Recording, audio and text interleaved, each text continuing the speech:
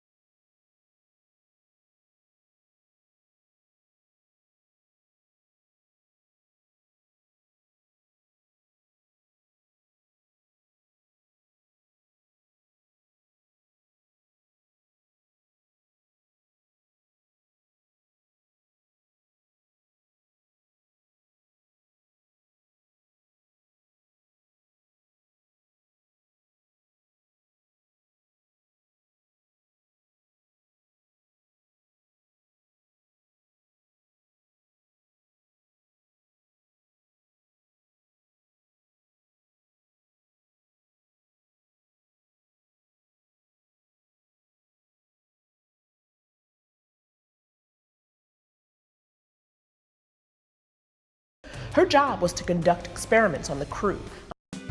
Throughout Mae Jemison's life, excelling in one area has never been enough. Sure, we know her as the first African-American woman in space, but there's so much more that makes Jemison extraordinary. Mae grew up in Chicago, where like most kids, she dreamed of being a fashion designer, archaeologist, or astronaut. She decided at an early age she would go to space. Astronauts back then were exclusively white and male, but those aboard the USS Enterprise on Star Trek were different, particularly Lieutenant Uhura, and that allowed young Mae to see someone that looked like her in space. Even as a kid, she was extraordinary. She graduated high school at 16 and went to Stanford. She double majored in chemical engineering and African and Afro-American studies. During her junior year, she had to decide if she should be a doctor or a professional dancer, which were both legitimate options for her. She chose medical school and even worked in a Cambodian refugee camp in Thailand. And she didn't just become a doctor. In 1983, she became the Area Peace Corps Medical Officer for Sierra Leone and Liberia in West Africa. She managed all the healthcare for the Peace Corps, wrote manuals for self-care, researched rabies with the CDC, and was in charge of medical care for the US Embassy. And she was 27.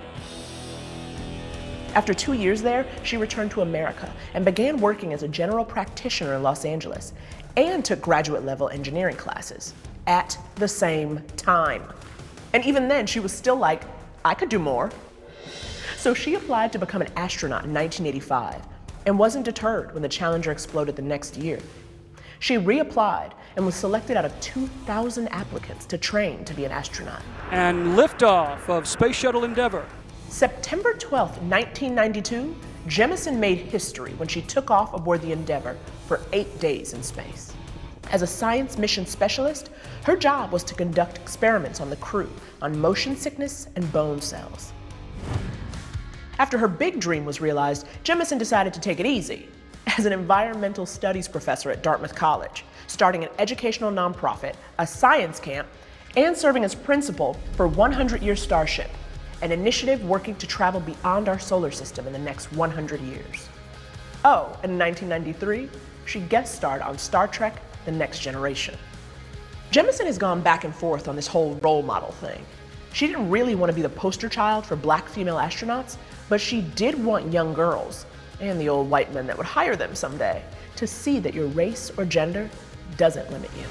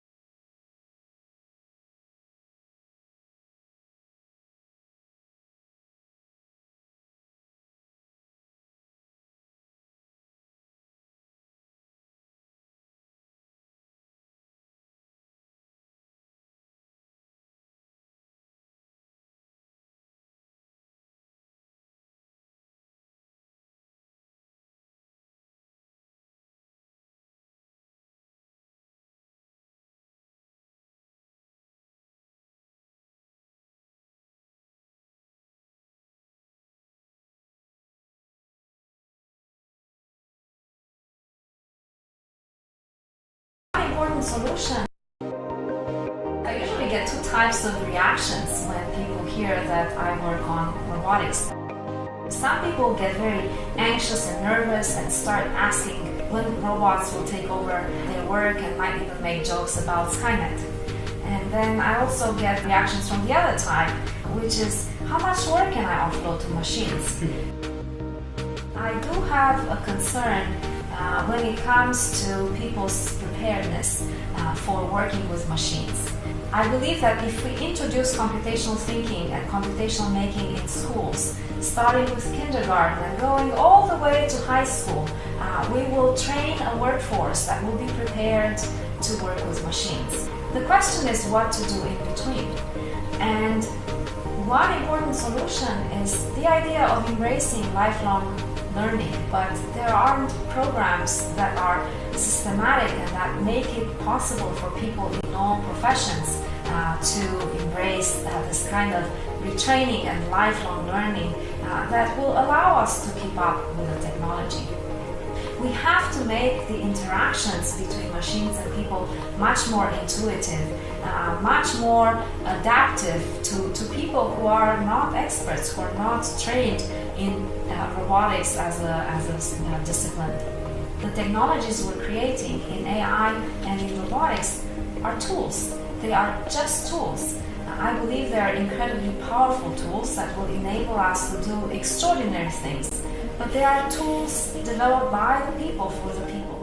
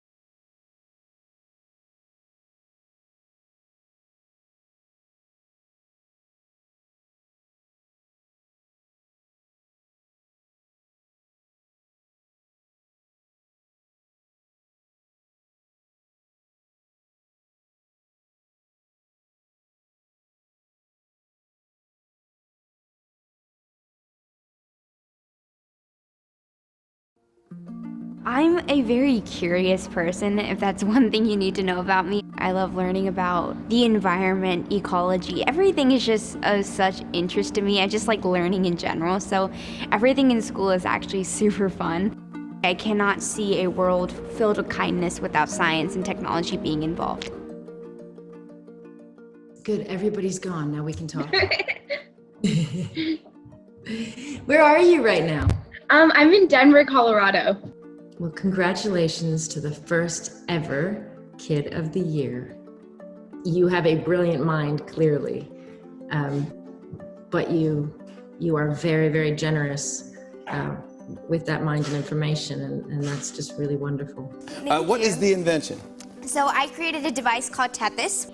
Each and every one of us have the right to know what is in our water and have access to clean drinking water. And this fully functional device can help with that. Tethys is a device that detects lead in drinking water faster and more inexpensive than the current methods out there today. It's based on carbon nanotube sensor technology and provides all the results to your mobile phone on an app that I created. My inspiration behind it was actually the Flint water crisis. It was just so unacceptable that kids my age were essentially drinking a poison every day. And I realized that something really needed to be done to help solve that problem. I don't think I can say there was like an aha moment where I was like, this is what I want to do. It was rather just like this continuous like learning and loving more about STEM and science and technology. But I can tell you a huge changing moment in my life was about, I want to say when I was 4 or 5 years old, my uncle got me a chemistry kit, and I felt the need to finish the whole thing in one day, and I did. A lot of my devices are based on biology, chemistry, physics, computational method. This process, it's usually spread over a couple of months, even years. It's just based on how I feel about it and how I get inspired by something. I don't force myself through the process. I don't do anything to accelerate it. I do it at a pace which makes me feel excited and makes me want to keep going. See, that's the biggest thing about innovation is if you don't have that motivation and drive to keep going, it's gonna be dry. It's not gonna be something you enjoy doing or anybody else is going to enjoy hearing about. 2020 has really helped me be a kid. Obviously, I do need fresh air, so I go on bike rides a lot. I fence. I did a lot of virtual fencing. I fenced a lot of pillows. I baked a lot, an insane amount. Calligraphy is now a thing I do. Our family is a huge world traveling family. I've been to a lot of countries. I want to say about 14. Where I want to go. I know we're not gonna go here anytime soon, but Madagascar. It's such a cool place. I'm just obsessed with animals and free, wild, roaming things. The dinosaurs are probably my favorite animal, hands down. There's so many of them and they're so cool. If someone figures out how to make dinosaurs come back to life, please call me or email me. I can tell you a couple lasting words that stayed with me. Miss Stockdale, who was my teacher when I was in 2nd grade. The first time she met me, she told me that I was going to change the world. I've been wanting to change the world, and hopefully I am changing the world.